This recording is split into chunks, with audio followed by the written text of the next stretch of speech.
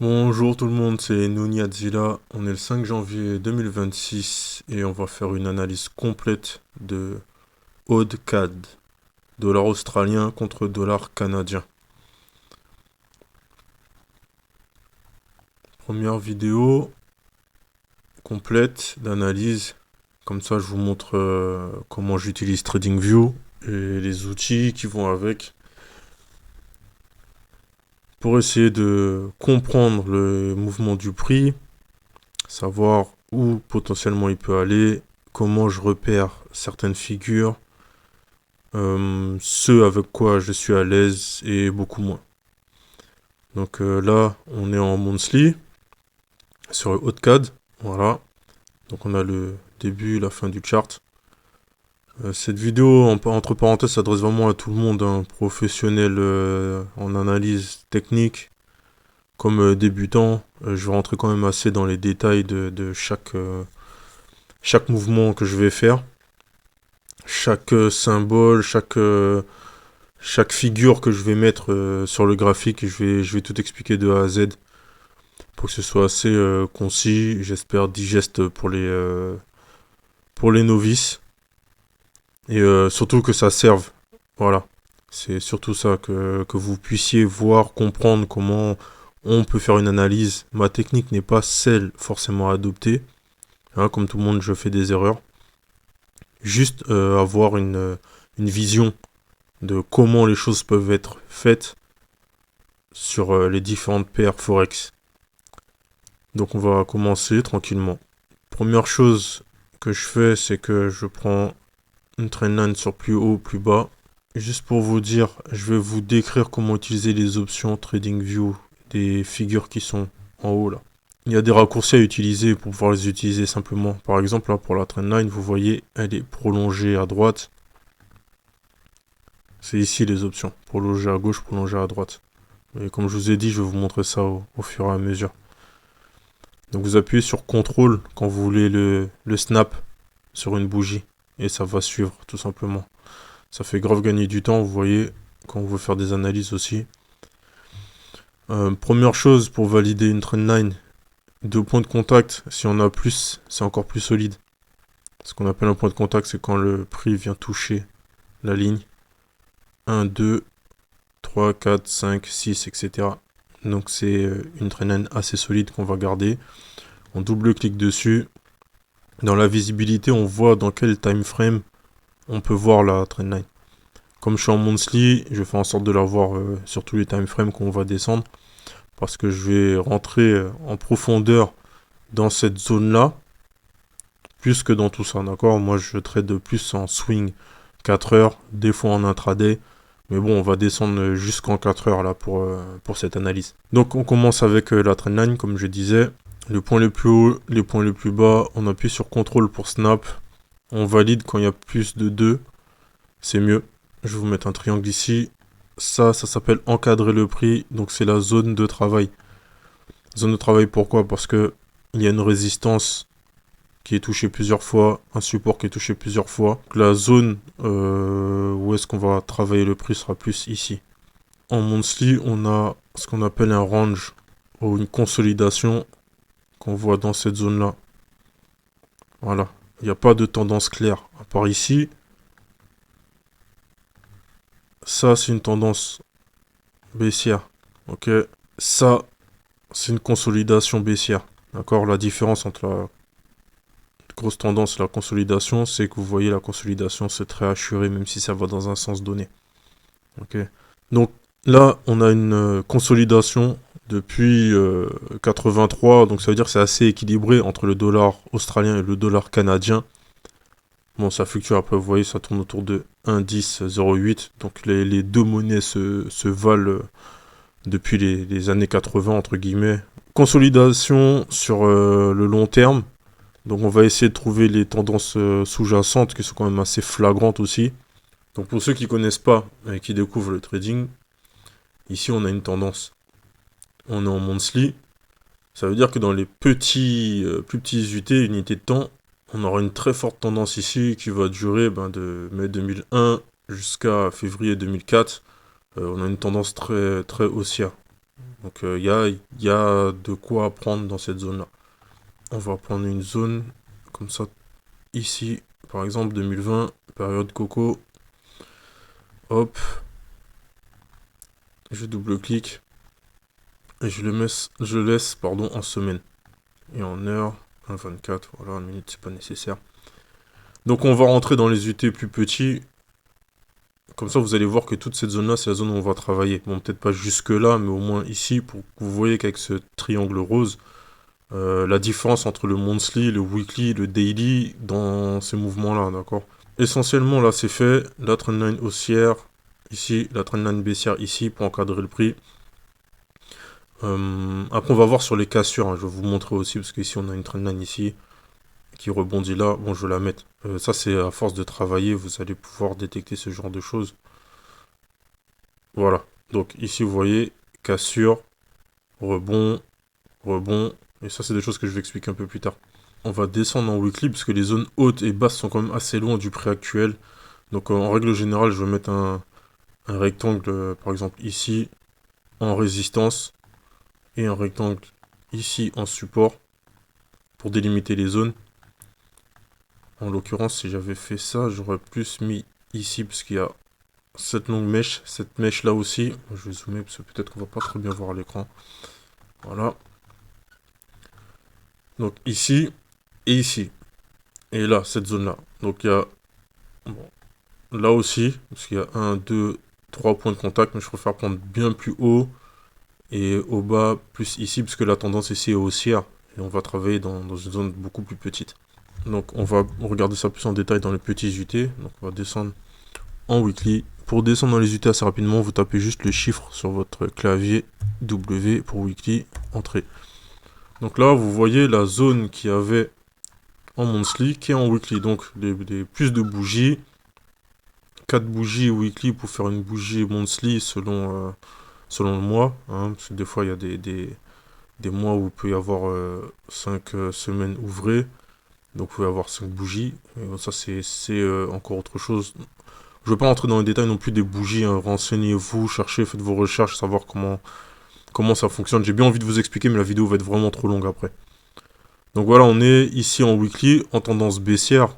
N'oubliez pas que cette trendline là a été touchée beaucoup de fois.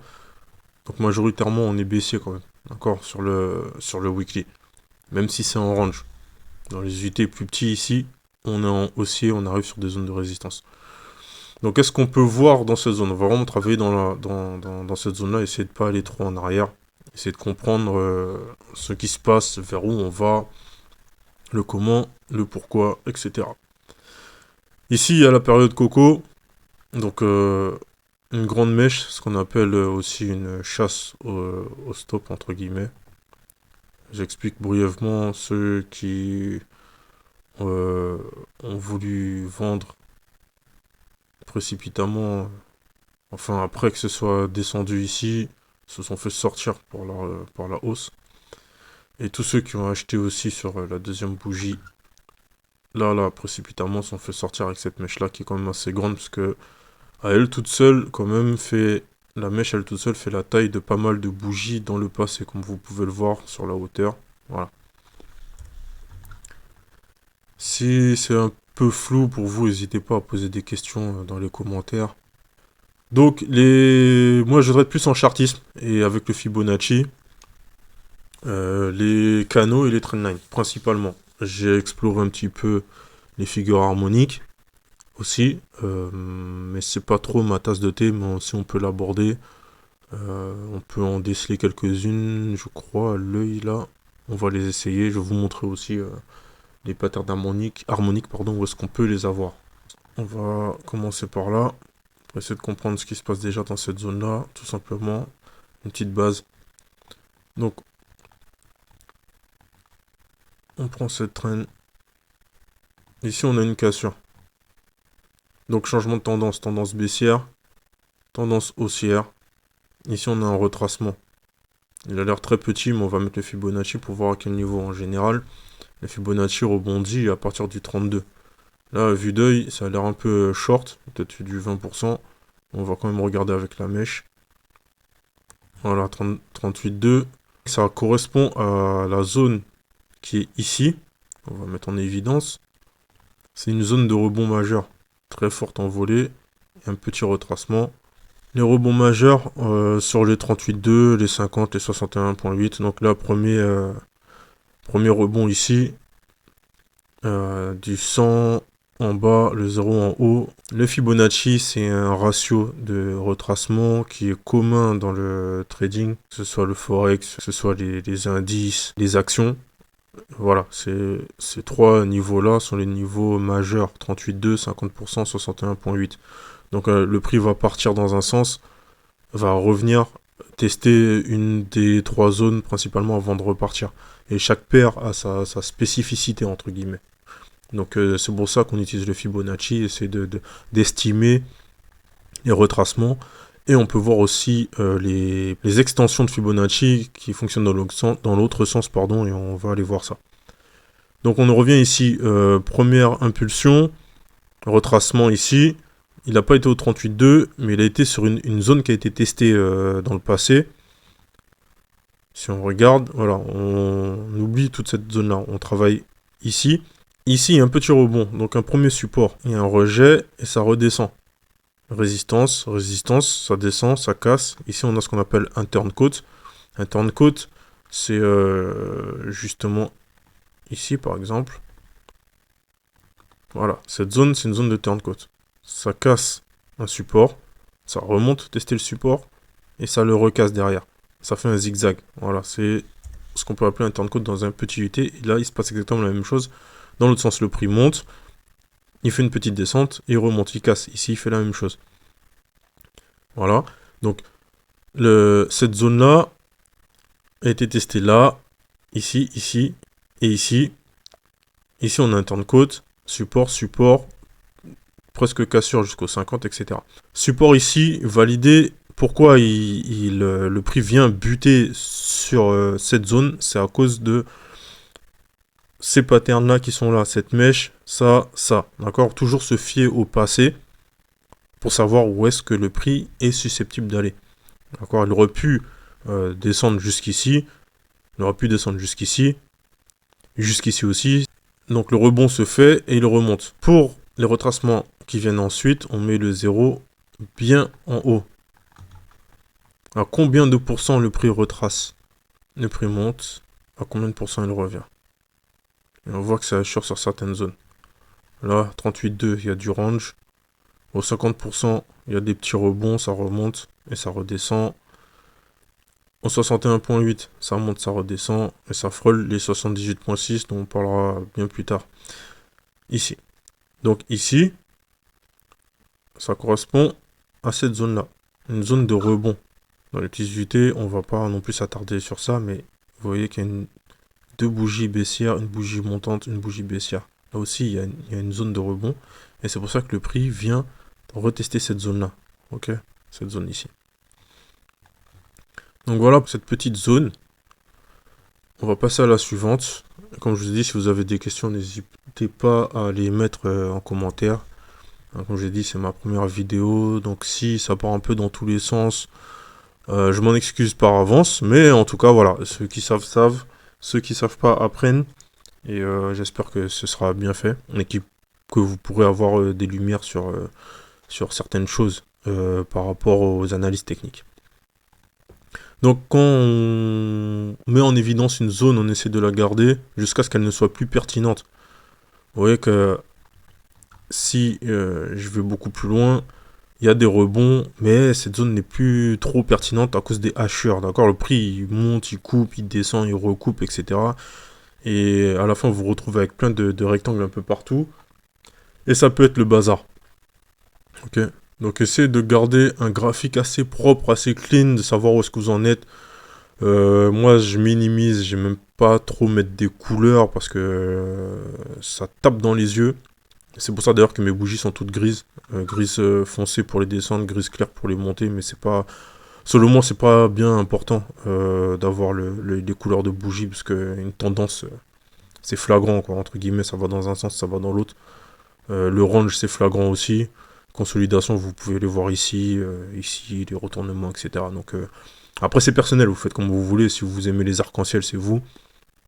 Moi, je préfère la sobriété sur les graphiques. Vraiment, ce qui est important sera en couleur. Le reste va être plus gris. Le trading, c'est pas non plus, pour moi, hein, je parle bien pour moi, de l'amusement visuel. Faut que juste comprendre ce qu'on fait, où est-ce qu'on va. Ok, comprendre les zones, etc. délimitées.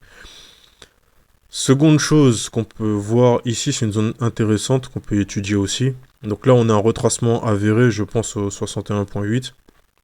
On va travailler maintenant cette partie-là, d'accord? Ici, je vais la mettre en grand. Comme ça, essayer de déceler les figures, ce qui se passe, essayer de comprendre pourquoi le prix fait certains rebonds, etc. Comme je vous ai dit, le passé est important. On a mis des zones. Maintenant, on va travailler sur cette zone-là en s'appuyant un peu sur ce qui s'est passé avant. Donc, si on commence de ce rejet qui est une zone majeure, jusqu'à ce support qui est une zone majeure, entre guillemets aussi, pourquoi? Parce que le rejet va super loin après. C'est comme ça qu'on détermine les zones mineures et majeures. C'est-à-dire les rebonds sont francs. Ici, vous avez un rebond très franc. Vous voyez, c'est rejeté, ça descend très loin. Ici, c'est rejeté, ça remonte très loin. Donc, ce sont des zones...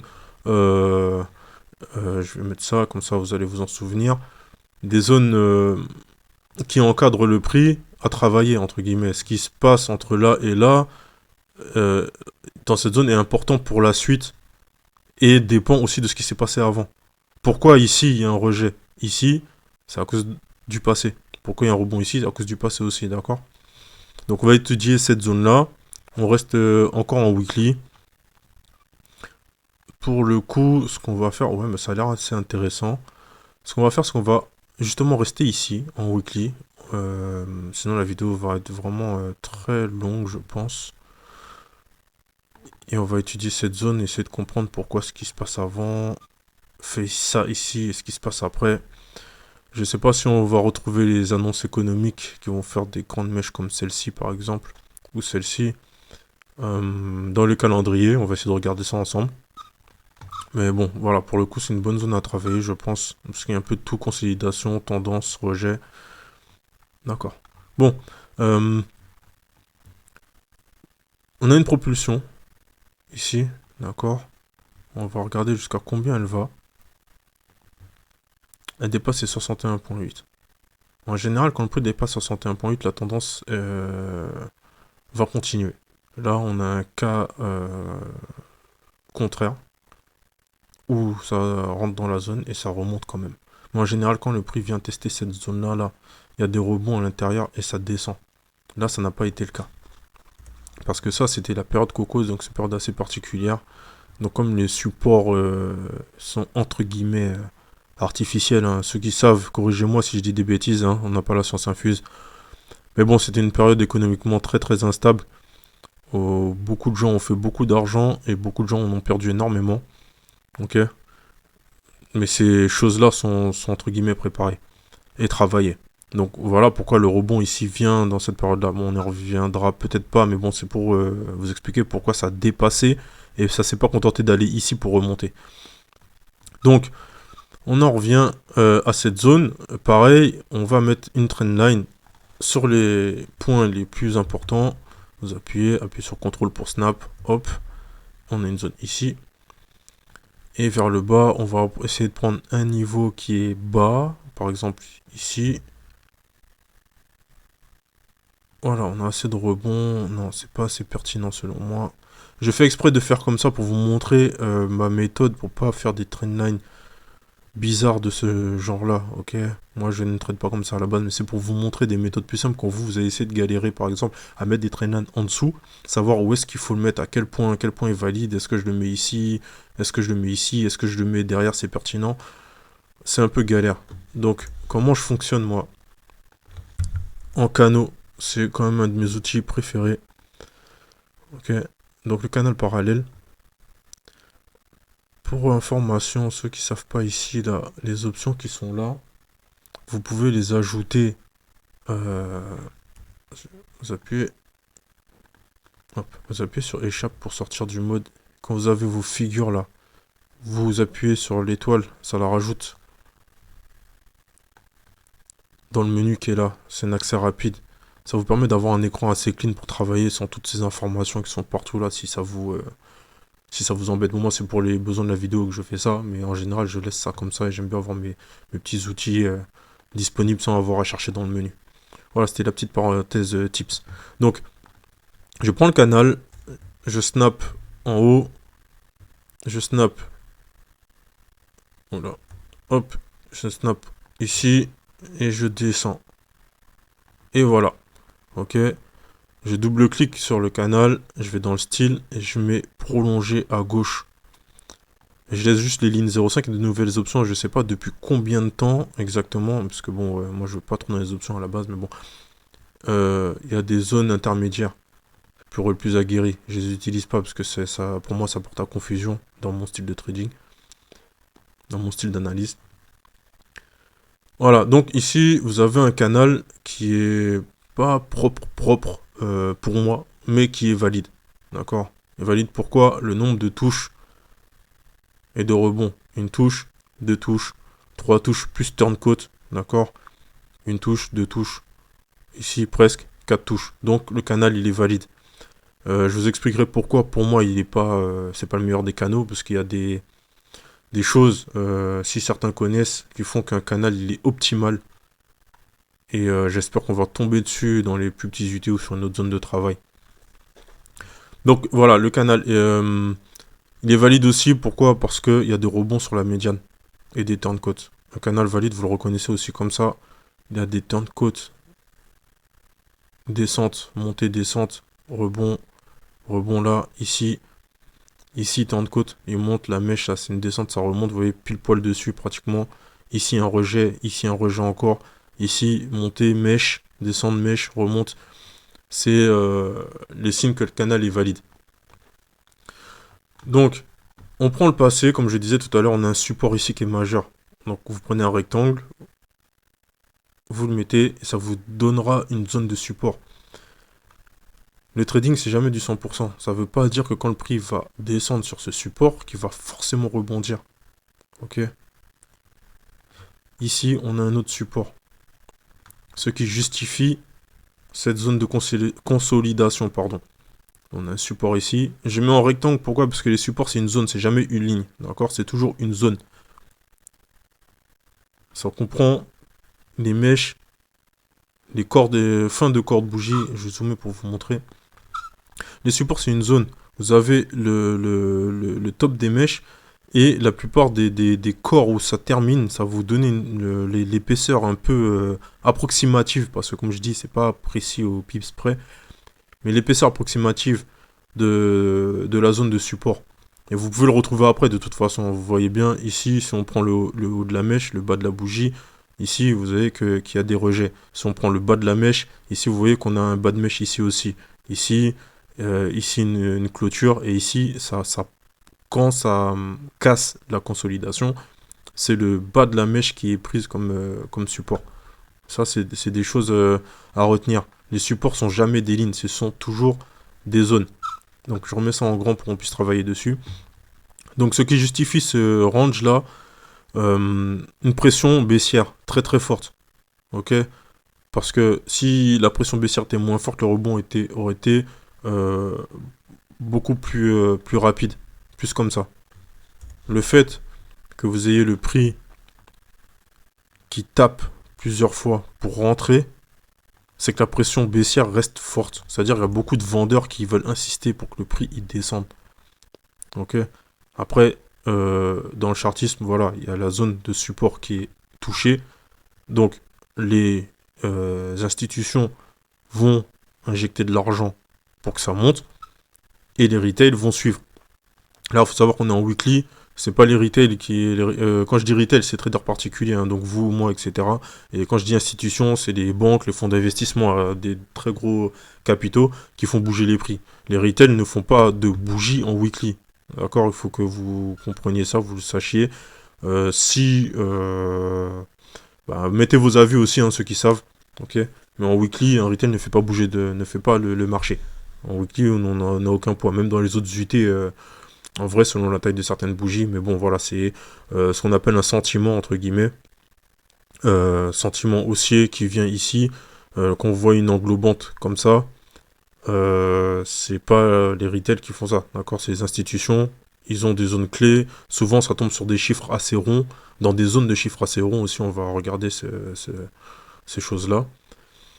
Et bon là on a quand même 5 chiffres après la virgule, donc c'est un peu compliqué à trouver des chiffres ronds. Mais bon, voilà, juste pour information, les zones de support résistance sont pratiquées surtout par les institutions, et si on suit les institutions, on se fait du cash. Ça va, c'est aussi simple que ça. Enfin, c'est simple à dire, beaucoup plus compliqué à pratiquer, mais voilà, il faut vous mettez en tête qu'on est des millions de traders, et c'est pas les millions de traders qui font trop bouger le marché, mais vraiment les institutions. C'est les institutions qui font des patterns comme ça, d'accord, des rejets, pour aller chercher des prix plus bas, en allant chasser tous ceux qui veulent acheter ici, croyant qu'après cette bougie ça va remonter, ils se font fumer. Bon, on va en revenir à l'étude du marché, sinon je vais trop m'éparpiller. Hein, je pars à droite à gauche, etc. Le rejet ici, donc pression vendeuse, donc hésitation, cassure, hésitation à l'intérieur. Ici, c'est ce qu'on appelle une fausse cassure. Le prix descend, tous ceux qui vont vendre ici sont morts dans le film. Ça remonte avec une englobante qui confirme l'achat pour retester la zone de résistance qui est là et finalement faire une deuxième fausse cassure et remonter. Ce n'est pas vraiment... Ça, c'est une fausse cassure. Ça, ce n'est pas vraiment une fausse cassure. Parce que la zone de range qui est ici n'est plus la même. Ok. Hop. On prolonge pas la ligne. Comme ça, je vous mets la zone. Ici, vous avez une trendline baissière. Qui n'est plus valide. Ici, c'est cassé. Ok. Ici, vous avez une autre trendline baissière. Vous avez une zone là. Dans le range. Une zone baissière. C'est une forme chartiste, ça aussi. Qui n'est plus valable après ici. Parce que vous avez une cassure de la trendline pour aller chercher cette trendline ici. Donc cette figure-là, si je prends les formes, hop.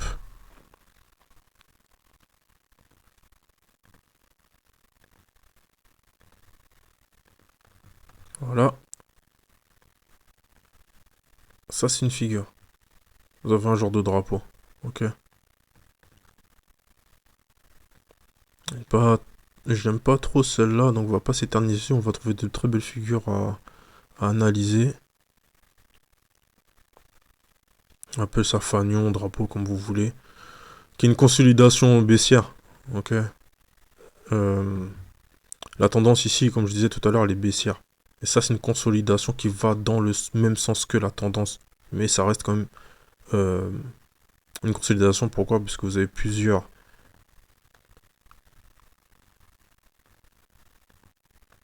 retracements à l'intérieur. Ok. Jusqu'à ce que ça soit brisé. Là, vous voyez bien, il y a cassure. Pullback. Pullback, c'est quand le prix revient sur la zone et il part faire sa vie. Ici, donc en général, ici, vous prenez la distance. Je vais prendre un rectangle. Vous comptez 2 fois la hauteur. Enfin, vous comptez la hauteur, voilà, fois 2. Donc le DP était censé être là, et vous voyez, ça correspond à ici. Donc si ce drapeau-là avait été respecté, après le retour en zone, ça aura atteint ce prix-là. Il n'y a pas de forme hasardeuse dans le chart, c'est pour ça que j'aime bien, en gros c'est de la géométrie quelque part, il n'y a pas à tortiller, hein. Le Fibonacci c'est de la géométrie, les triangles etc c'est de la géométrie. Donc si vous êtes à l'aise avec les formes et tout, vous serez à l'aise pour faire les analyses techniques. Je dis pas que vous êtes à l'aise pour forcément ramasser un tas d'oseille, c'est pas la question, mais pour détecter les patterns, pour voir les figures, ce sera beaucoup plus facile si vous avez l'œil avec la géométrie, ok? Donc, on revient à nos supports résistance. On va s'arrêter ici pour celle-là, parce que ici, après, c'est une autre. Et ici, on va revenir jusque là. Donc cette zone, on revient dessus. Drapeau, consolidation baissière. Voilà, avec un retracement. Comme on a un très gros registre avec des patterns, étoile du soir là, on va prendre le Fibonacci, le mettre le niveau 0 en bas, le 100 en haut, pour savoir le sens, à combien de pourcents le prix revient sur la première tendance. Parce que je sais qu'il y a beaucoup de personnes qui galèrent avec le Fibonacci au premier abord, mais une fois que c'est rentré, c'est rentré. Je vais expliquer ça pour bien comprendre pourquoi on met le 100 dans un sens, le 0 dans l'autre sens. Il y a la tendance qui se fait, d'accord? Donc la tendance, normalement, 0, 100, il n'y a pas de problème. Sauf que là, on veut savoir à combien de pourcents cette zone a retracé par rapport à cette zone. Ok? Un retracement en pourcentage de cette zone. Si il revient ici, il a retracé à 100% du swing. Ok? Je ne sais pas si vous avez des moyens mnémotechniques pour le Fibonacci. Mettez-le moi en commentaire si vous en avez. Mais en grosso modo, voilà. On met pour avoir un retracement, on met le 100 au début du dernier swing. C'est comme ça qu'on trouve 61%, 61,8% de tout ça. Voilà pourquoi on met le 100 au début. Donc là, il a retracé dans la zone des 50. Là, vous voyez, une mèche, deux mèches, trois mèches aux 50. Donc Fibonacci bien respecté avec une petite chasse institutionnelle ici. Des fois, les chasses institutionnelles, c'est quand le prix n'a pas atteint un niveau qu'il devait atteindre. D'accord, comme je vous ai dit, il n'y a pas de hasard dans le trading. Si ces deux points ont été atteints sur le canal, il faut qu'il y ait un point qui soit atteint après. Parce qu'il ne faut pas oublier que ces deux points ont été atteints avant ce troisième point-là. Donc ce canal, il existait déjà avant que ce prix-là vienne le toucher par rapport à ces deux supports. Il faut que vous mettiez ça en tête. Il n'y a pas de hasard dans le comportement du prix, c'est pour ça que certaines personnes font un max d'oseille. Ce canal, il était prédictible. En ayant la médiane ici, ce rejet-là, bon, c'est un peu compliqué à voir ici, mais je vais vous montrer après comment on fait pour avoir un canal optimal. Avec ce rejet, cette zone-là, et ces deux touches ici, cette touche là-haut, en plus en résistance majeure, on pouvait prédire que le prix allait toucher ici avant de redescendre. Donc ceux qui ont vendu précipitamment ici, ça allait être compliqué pour eux. Même après tous ces rejets. Et comme je dis encore une fois, on ne peut pas prévoir tout. Mais c'est normal que le prix soit venu toucher au pips près ce canal ici. D'accord? Parce que comme vous voyez, c'est assez précis quand même. J'ai été en weekly assez précis sur le placement du canal. Donc ici, la zone des 50% a été touchée. Je vais effacer les trucs du passé, histoire de ne pas vous embrouiller l'esprit non plus. Travailler sur les nouveaux supports, nouvelles résistances, etc.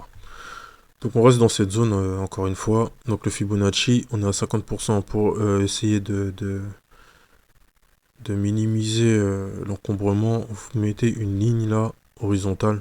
Ok, ajoutez du texte, vous tapez 50%. Si vous hésitez, retracement. Voilà. Vous utilisez des raccourcis, je sais pas. Faites comme vous voulez, comme vous le sentez, tant que votre graphique est assez propre. C'est entre guillemets, c'est important pour la suite, parce qu'après trop de choses se rajoutent, les triangles, les rectangles et tout, et vous avez un bordel arc-en-ciel et vous arrivez plus à vous lire vous-même. Donc essayez d'épurer après, une fois que vous avez... Prenez l'habitude d'essayer d'avoir un graphique assez clean, même pour le partager avec les autres. Quand il y a trop de lignes, ça devient illisible. Donc j'en reviens ici, zone des 50%, ok. J'ai mis une ligne, n'oubliez pas, support résistance, ce sont des zones. Ici, on va pas dire c'est 61, c'est 50, zone des 50. Il y a 1, 2, 3, 4, 5 mèches, zone des 50. Ok, on se prend pas la tête à savoir 50, 61. C'est là où il y a le plus de retournement, de consolidation qui compte. Donc voilà, on enlève le Fibonacci, on a la zone des 50%, donc on sait qu'on a retracé à 50%. Ce qui veut dire que la plupart des autres retracements se feront aussi dans les 50%. Je dis pas que tous, mais une partie des prochains retracements ou de nos UT inférieurs de cette zone-là vont le faire aussi aux 50%. Touche de canal plus 50%, consolidation ici, d'accord, quand vous voyez ça, c'est une consolidation dans les plus petits UT, pardon, et rejet. Et on reteste encore la même zone de support qu'on va remettre en évidence à partir de là, bien sûr, parce que ces deux zones sont proches. Ici, alors, ça part, hop, support, rejet. Support, rejet, cassure, rejet, consolidation à l'intérieur de la zone. Et ici, ils viennent chercher autre chose. On va essayer de trouver quoi? Cassure. Ici, pourquoi les 50% et pas autre chose? À cause de ça. Ok. Et on a un rejet ici. Zone majeure. CTRL C, CTRL V quand vous ne voulez pas retourner dans les options pour copier-coller un objet. Cette zone aussi. Pareil. Ok. Rebond. Rebond, turncoat, ça casse. Ici. Rejet. D'accord. Il y avait des indices. Ici, le haut de cette mèche-là, c'est une zone. D'accord. Le prix ici, il monte, il redescend dessus. Il monte, il redescend, il casse. Ici, support. CTRL V pour coller. CTRL V. Vous voyez que les bulles se cumulent sur la zone. Donc le passé dicte ce qui va se passer après. Tout ça là, ce sont des indices pour justifier ce rejet ici. Ok? Bien évidemment, je parle de chartisme.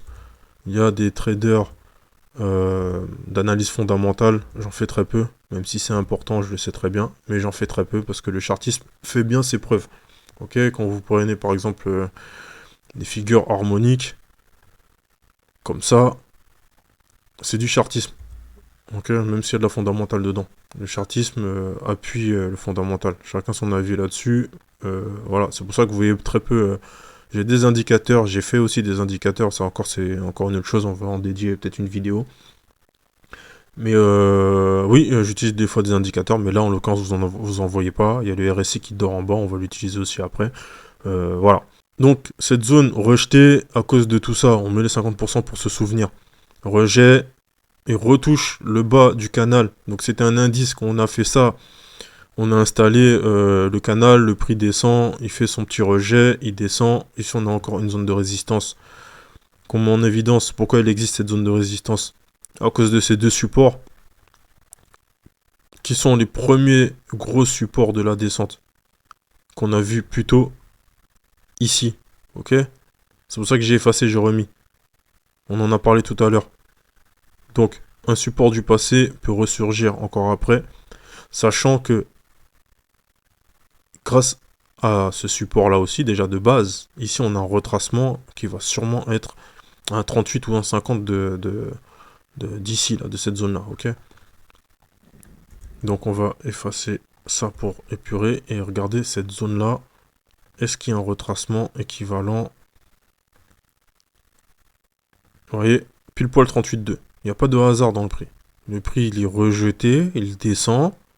Sur un support majeur, il revient tester les 38,2.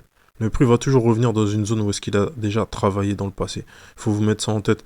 Il n'y a pas de grande... voilà, ici, vous voyez, ça monte, ça monte, ça monte. Tout ça, c'est vide. Ok?